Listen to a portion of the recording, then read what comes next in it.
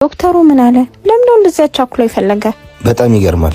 እማዬ ምን ሆነ? ንገረኝ እንጂ። ለእናታችን ሕክምና ምን ያህል ብር እንደሚያስፈልግ ታውቂያለሽ? ለምን ደግመህ ታስታውሰኛለህ? ከኛ አቅም በላይ እንደሆነ የታወቀ ነው። ብዙ ሞከረን፣ ተስፋ በቆረጥንበት ሰዓት አዲስ ዜና ሰማሁ።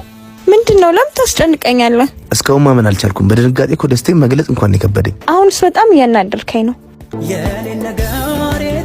የእናታችን ሙሉ ሕክምና ወጪ ተሸፍኗል። ደስ አይልም? አልገባኝም ማለት እንዴት? ቆይ አሁን ሕክምናው በሰላም እንዲጠናቀቅ ጸሎት ማድረግ ብቻ ነው። የምርህን ነው? ቆይ እንዴት ሊሆን ቻለ? አንድ የተባረከ ሰው ነው ሙሉ ወጪውን የቻለው። ቆይ ግን ማን ነው? እኔ ነኝ።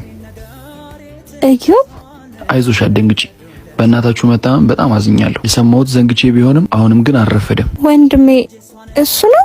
አዎ ሙሉ ወጪውን የሸፈነው እሱ ነው። በፈጣሪ ስም። የኔና አንቺ ታሪክ ሞቶ የተቀበረ ነው። የበደልኩ የገፋው እኮ እኔ ነኝ። እንዴት? አሁን ትልቁ ጉዳይ እናታችሁን ማዳን ነው። እግዚአብሔር በተጨነቀበት ጊዜ አለው ይበልህ። አንተን ምንም የማለት ድፍረት የለኝም። መጥፎ ሰው እንዳልነበርክ ግን አውቃለሁ። አሁን ጊዜ እንኳን ግፍ ሆነን ይቅርና መልካም ሆነንም አልቻልነው። ያን ሁሉ በደሌን ሳትቆጥር በከባዱ ሰዓት አብረኝ ስላለ አመሰግናለሁ። አንቺ ክፋት ለአንቺ ይሁን። እናትሽ ግን በዚህ ሁኔታ ውስጥ እያለች እያየሁ ማለፍ አልችልም። እኔም እኮ እናት አለኝ።